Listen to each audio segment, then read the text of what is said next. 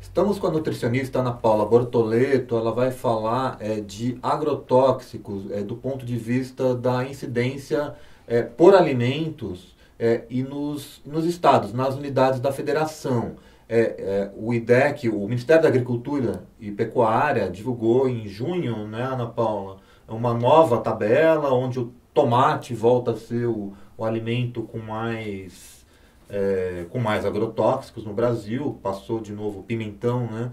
O que a gente pode concluir, analisar já a partir desses novos dados? Bom, primeiro eu acho que é importante dizer que no Brasil a gente já tem poucos dados ainda sobre esse monitoramento de resíduos de agrotóxicos em alimentos, né? Esse monitoramento feito pelo MAPA, ele foi divulgado no Diário Oficial agora, em junho de 2016, e ele mostra que o problema da contaminação de agrotóxicos ele é generalizado, eu diria, né? Claramente a gente vê, ele mostra aí várias espécies de frutas que foram analisadas e em todos os casos existe algum problema ou de ter a presença de agrotóxico em maior quantidade do que o permitido por lei, ou do uso do agrotóxico que é proibido para aquela cultura. Então não existe nenhum caso de que está tudo certo. Entendeu? Acho que, para mim, pelo menos quando eu comecei a olhar os dados, me chamou muito essa atenção, assim, de que sempre em algum caso vão existir problemas. Então, por exemplo, eles analisaram amendoim, kiwi, tomate, beterraba, morango, pera, pimentão, e aqui a gente vê o percentual de produtos que foram adequados, né? Em relação o que estava com maior quantidade de adequação, na verdade, foi o tomate. Olha, 68% dos produtos estavam adequados, o que quer dizer que 32% não estavam. Os piores foram pera e pimentão, né? Pera, né? Ninguém ouviu falar da pera, né? Mas apenas 17% das amostras de pera estavam com o nível de agrotóxicos no limite correto ou usavam agrotóxicos permitidos para essa cultura. Então eu acho que mostra que a gente não está salvo de nenhum desse tipo de contaminação, é muito difícil dizer o que é melhor do que o que. Em relação ao morango também, né, que geralmente é um produto que se usa muito agrotóxico, a gente vê que 42% aproximadamente estava dentro das regras, o que quer dizer que a maior parte não estava, né? Ao olhar o número de amostras, eu considero que é um número muito pequeno, né? Se a gente for somar aí, não vai dar nem 500 amostras. Considerando o tamanho do Brasil, o número de produtos que a gente tem no mercado, a gente vai ter um monitoramento muito mais abrangente, com um número muito maior de amostras, para poder, de fato, dizer que a gente está monitorando, né? Isso aqui é só para ter uma pincelada no problema, né? Existem países onde haja um número de amostras mais significativo? Assim, na Europa, por exemplo, eles fazem um controle muito maior, com uma análise muito mais detalhada em relação aqui no Brasil. A gente tem esse monitoramento do MAPA e tem o da Anvisa, que chama PARA, né, o Programa de Análise de Resíduos de Agrotóxicos da Anvisa. O da Anvisa, por exemplo, não inclui o glifosato no monitoramento, que é simplesmente o agrotóxico mais usado no Brasil e não é monitorado, né? Então, assim, a gente tem casos, a gente já sabe que tem problemas, mas o glifosato não é monitorado. Proibido em vários países. Aí você vai me perguntar por quê. Bom, realmente existe um desafio de tecnologia disponível nos laboratórios estaduais para conseguir fazer essas análises. Tá? Não vou dizer que, assim, tanto na Anvisa quanto no MAPA, a estrutura hoje de laboratórios para fazer esse tipo de monitoramento, ela é insuficiente para poder dar conta de tudo isso, né?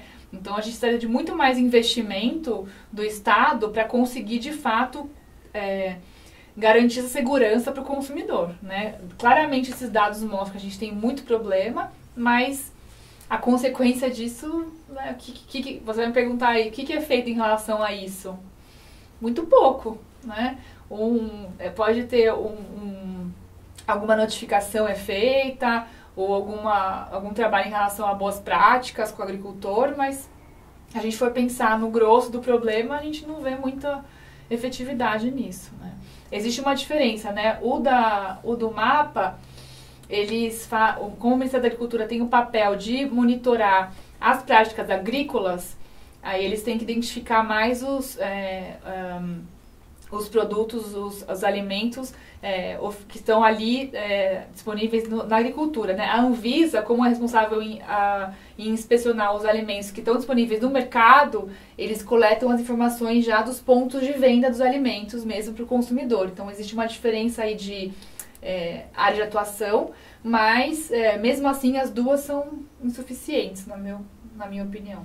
É interessante ver que existem alguns locais onde, por exemplo, em relação à alface, tem uma diferença, né? No Rio de Janeiro tem um nível de conformidade de 25%, ou seja, muitos problemas, mas nos outros estados o percentual de conformidade foi maior. Então, não sei te dizer assim, tem um estado melhor para tudo. Eu acho que não. Mas, inclusive, a gente vê, no caso da alface, foram 3 estados monitorados, que do amendoim foram 3 outros estados. Então, fica até difícil essa comparação por local. Mas, de um modo geral, dá para dizer que é um risco comer alface no Rio de Janeiro, há altíssimo risco de ter um agrotóxico ilegal, não permitido, para alface, para produção de alface, ou comer beterraba no Rio Grande do Sul. Sim. Bom, a amostra em Goiás de amendoim é uma só, ridículo, mas enfim. Então qualquer amendoim, né, se fosse só, né, esse tipo de amendoim estaria ilegal. Pois é. E esses, como é que chamam esses produtos, essas substâncias, ingredientes ativos, né, enfim, que você poderia citar um exemplo do quanto ele pode ser prejudicial para a saúde? Em algum caso? Olha, eu não sou especialista em todos os tipos de agrotóxicos, tá? Mas, assim, no geral, os agrotóxicos têm vários impactos para a saúde relacionados a quando a intoxicação é mais aguda, né? Quando a pessoa entra em contato com uma quantidade grande de agrotóxico, de ter algum problema, numa infecção respiratória ou de uma alergia na pele. Ou então mesmo de ter alguma consequência no sistema digestório, né? Que a pessoa pode ingerir aquele produto e ter consequências no sistema de digestão dela por consumir aquelas substâncias. E a longo prazo, os efeitos em relação ao desenvolvimento de câncer, né? Diversos tipos de câncer já é constatado.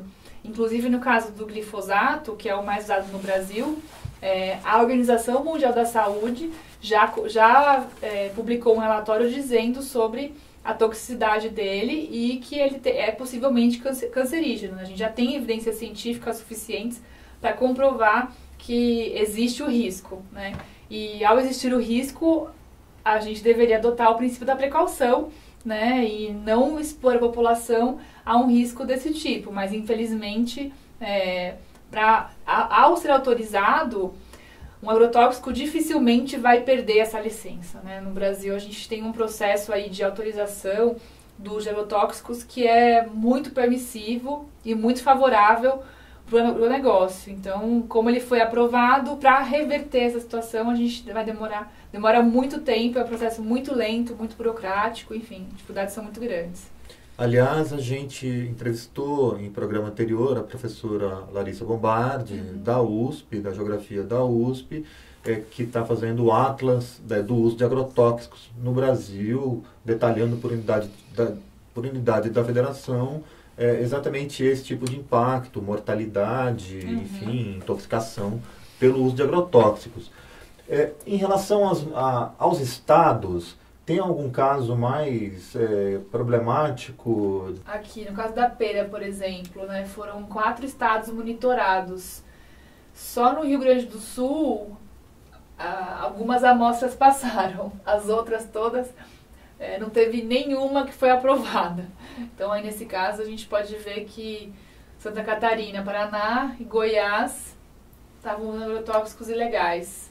E no Rio Grande do Sul, apenas 3 das amostras estavam corretas. De 22 amostras nesses 4 estados, só 3 no Rio Grande do Sul passaram, né? Então, uma porcentagem absurda, né? Tem também dados de produtos que foram importados, né? Então, aqui, no caso da uva, analisaram a uva que veio da Espanha. E a uva das 2 amostras analisadas, uma delas também tinha agrotóxicos não permitido para a cultura. Ou seja, os alimentos que a gente está importando para consumir aqui no Brasil também estão contaminados e com agrotóxicos inapropriados para a cultura.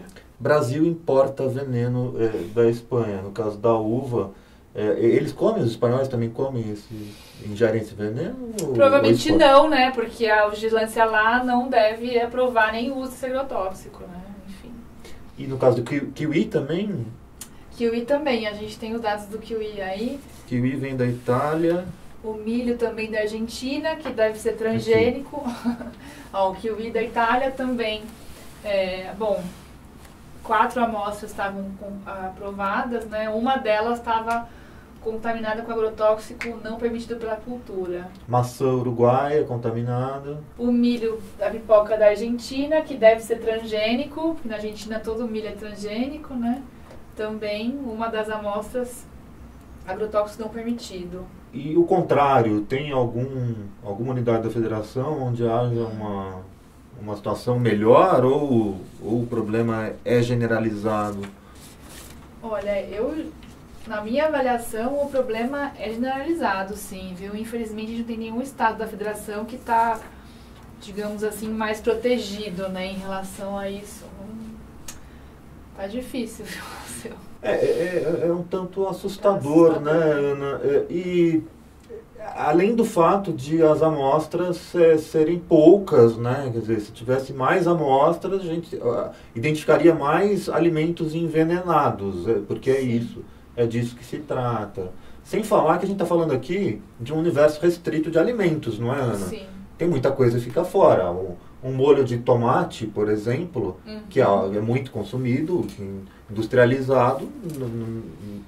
Nem é monitorado. Nem é monitorado. Não. Então É verdade. É importante dizer isso também, que não são só os alimentos in natura que correm o risco de contaminação. Os industrializados também, porque eles usam matéria-prima que foi produzida com agrotóxico. E os resíduos agrotóxicos não saem com processamento. No IDEC a gente fez uma pesquisa alguns anos atrás, um teste, na verdade, com alguns tipos de geleia. E a gente encontrou também resíduos agrotóxicos em quantidade acima do permitido ou agrotóxicos não apropriados para a cultura em geleias. Molho de tomate, a gente também provavelmente pode encontrar, sim, resíduos agrotóxicos acima do permitido se o tomate vier dessa origem, que a gente já sabe que o tomate também é contaminado. Geleia do quê? Foram vários tipos. Foram geleias de morango, geleias de laranja, mas foram geleias comuns, assim, consumidas no Brasil, acho que de uva também. E eu acho que é um risco que a gente corre independente do tipo do alimento. As pessoas falam, você tem que consumir alimentos mais saudáveis, mas eles estão contaminados com agrotóxicos. Não quer dizer que o industrializado não vai estar, né? Infelizmente, esse é um risco que qualquer tipo de alimentação hoje está correndo. E pensando em milho, né, se boa parte do milho que vem é transgênico e com agrotóxicos, a quantidade de produtos industrializados, inclusive, é enorme, não é? Exatamente. Desde a latinha com milho até coisas que Segundo usam. os dados do próprio agronegócio, mais de 90% do milho produzido no Brasil é transgênico. E da soja também. Então, a chance de a gente estar consumindo soja e milho transgênico nos industrializados, ela é quase certa, né? O ministro Blairo Maggi disse recentemente em entrevista a 0 Hora do Jornal Gaúcho que a gente usa esse tanto de agrotóxicos porque somos um país tropical. Esse é o argumento. Nossa. Aliás, eles estão utilizando muito essa coisa agora de agricultura tropical, né? É uma nova marca que estão colocando no que eles chamam de agro, né? O agronegócio virou agro e agora é agrotropical. E então o clima tropical é identificado como licença para envenenar, sendo que o clima no sul, por exemplo, não é tropical, né? Diga-se de passagem. Eu acho que esses são dois, esse argumento e o outro que o agronegócio também utiliza muito, que nós dependemos dos agrotóxicos para produzir alimentos em quantidade suficiente para alimentar a população, e a desculpa do clima e da necessidade, da dificuldade de se plantar em climas tropicais, são dois argumentos assim que já foram completamente refutados e com argumentos científicos, inclusive da própria FAO, né? Tem um relatório da FAO que mostra que... É o órgão da ONU para alimentação. Isso. A FAO já mostra que o problema do acesso a alimentos para a população mundial é claramente uma questão de dificuldade do acesso e não de número de produção, né? Obviamente que é importante se preocupar com a produção de alimentos no mundo todo para garantir a oferta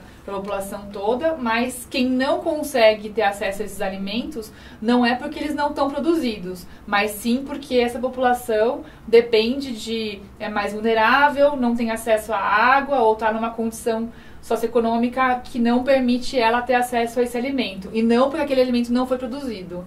E isso claramente a gente já sabe que é um dado muito falso. O Brasil, inclusive, nem faz mais parte do mapa da fome da FAO, né? A fome hoje no Brasil ela ainda existe em pequena quantidade em locais concentrados onde a pobreza ou algum problema de exclusão social ainda é muito grave, mas não é um problema generalizado no Brasil mais. Em relação ao clima, nesse relatório também eles mostram que a forma de produção hoje do agronegócio baseada em monocultura e em grandes espaços de terra é totalmente insustentável para o meio ambiente. Qualquer que seja o clima, você ter uma produção de um único tipo de produto num grande espaço de terra, você vai esgotar os recursos naturais do solo, da água, contaminá-los e não vai conseguir manter a biodiversidade necessária para que aquele local seja produtivo, que vai estimular o uso de cada vez mais agrotóxicos, cada vez mais insumos químicos. Então, nesse cenário, é necessário sim apoiar as políticas para agroecologia e produção orgânica que vão poder produzir tanto quanto ou até mais do que o agronegócio de uma forma sustentável, que vai manter os recursos naturais, manter a biodiversidade e não contaminar, né, o solo nem a água. Então, isso já é muito claro. É muito ruim ouvir esses argumentos. Infelizmente, ainda são utilizados, mas a gente tem que estar sempre refutando e discutindo e colocando os dados que já têm evidências concretas que esses dados são falsos. E como fazer para esse volume de informações chegar à população mais atingida? Eu acho que a gente tem que usar todas as ferramentas disponíveis, né? Inclusive, como vocês estão fazendo com o jornalismo independente, do jornalismo ruralistas e outras formas, porque a mídia hoje, a grande mídia, infelizmente, não divulga as informações que deveriam chegar de acesso a todo mundo. Então, acho que esse tipo de trabalho que vocês estão desenvolvendo aqui é fundamental para a gente poder disseminar as informações para a população toda.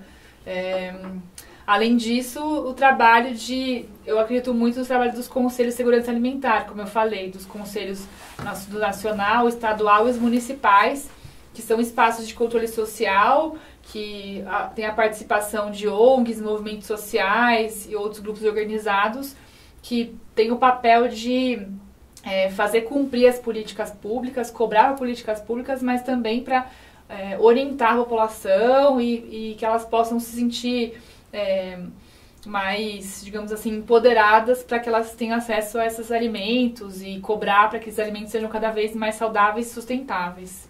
Você falou há pouco de uma explosão do consumo de orgânicos. Não existe o risco de apenas 1%, 5% da população, entre os mais ricos, privilegiados, consumirem essa cota de orgânicos e jogar o veneno para o resto da população?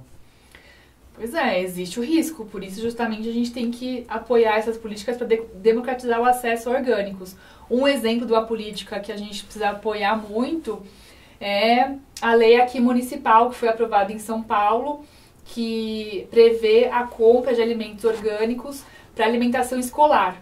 Né? Já existe uma lei nacional da alimentação escolar que prevê que a compra de pelo menos 30% do recurso federal para alimentação escolar tem que ser da agricultura familiar. Essa já é uma lei nacional. E aqui no município de São Paulo, houve um avanço maior em relação a essa lei, que prevê que, além de ser agricultura familiar, também seja privilegiada a agricultura orgânica. E como isso? Pagando 30% a mais pelo alimento que vai ser orgânico. E aí agora aqui em São Paulo a gente tem inclusive a previsão de que em 10 anos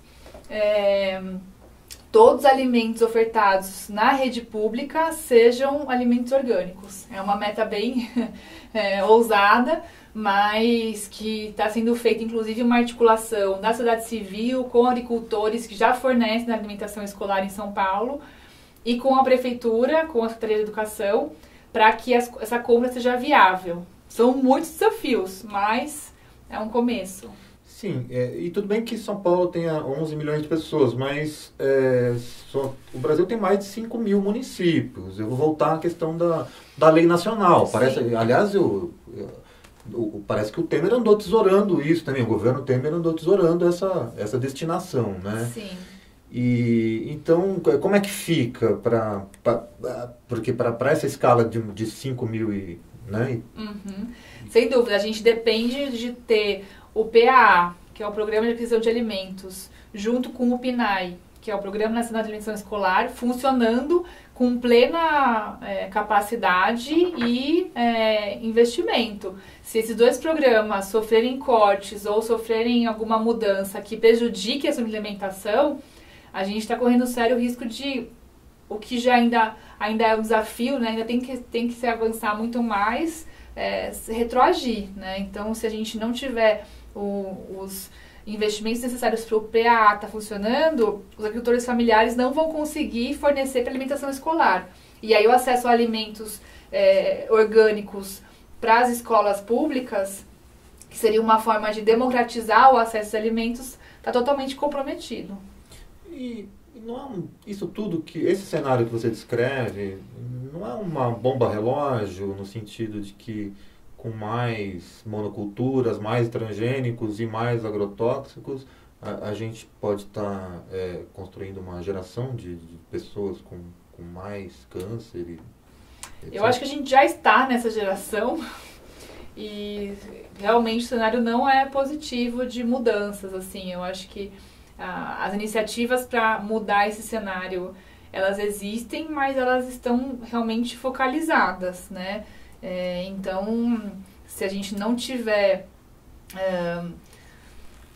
uma articulação nacional e um investimento e uma prioridade do governo em relação nesse sentido, com certeza o setor do agronegócio vai continuar tendo e vai ampliar a sua força, e com isso a gente não vai conseguir melhorar a alimentação da população brasileira. Realmente é difícil dizer, considerando a situação atual, como que a gente vai conseguir fazer isso em larga escala. Hoje eu vejo a gente conseguindo apoiar algumas iniciativas, mas concordo com você, infelizmente elas podem não ser suficientes para atingir todo mundo, né?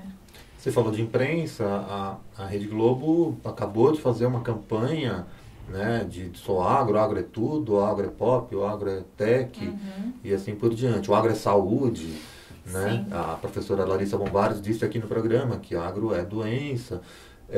Então, não teria de se buscar também pessoas com impacto midiático, como a Bela Gil, como, enfim, artistas, para levar alguma mensagem e, por outro lado, como pagar uma inserção comercial, né, em rádio e TV para dezenas de milhões ou centenas de milhões de pessoas?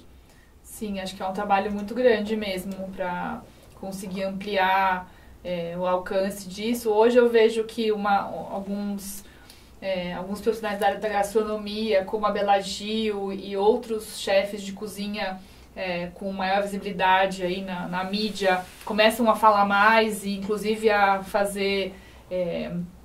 chamar a sociedade para apoiar, né? A Bela Gil mesmo divulgou, por exemplo, a consulta pública da Anvisa sobre agrotóxicos, apoio à consulta pública, aquela chefe, a Paola Carrossela, também participou de algumas discussões e tá divulgando a questão dos alimentos orgânicos. Parece que na novela também estão falando mais sobre alimentos orgânicos. Eu não acompanho a novela, mas eu soube que isso está acontecendo.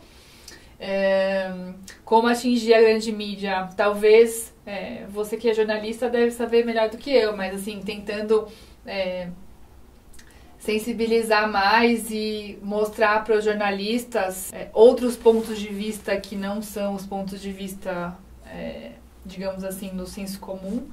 Mas isso não depende só do jornalista, depende também da pauta que a emissora defende, né? E claramente, às vezes, algumas pautas são derrubadas por ter conflitos de interesse com quem patrocina a grande mídia, né? Então isso fica comprometido.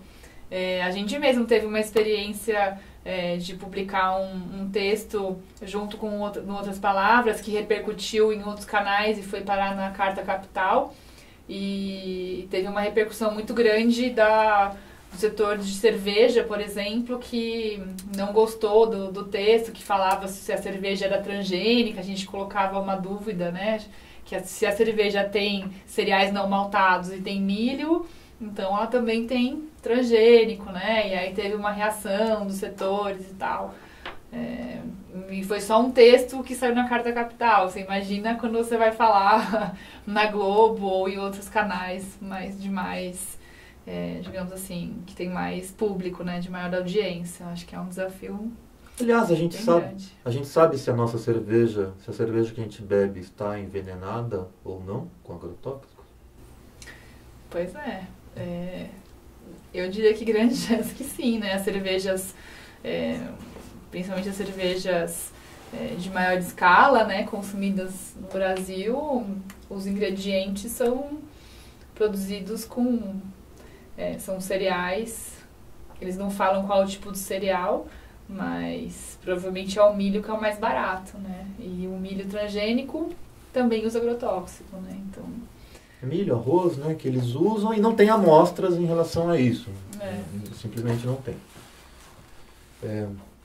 Aproveitando para informar, lembrar que a gente, de Olho nos Ruralistas, está em campanha de financiamento coletivo até o dia 10 de agosto, precisando ainda de muitas doações para tocar o projeto ao longo de 2016 e início de 2017. Quero agradecer a presença da Ana Paula Bortoleto. Obrigado e não sei se você tem alguma coisa para completar em relação a tudo isso.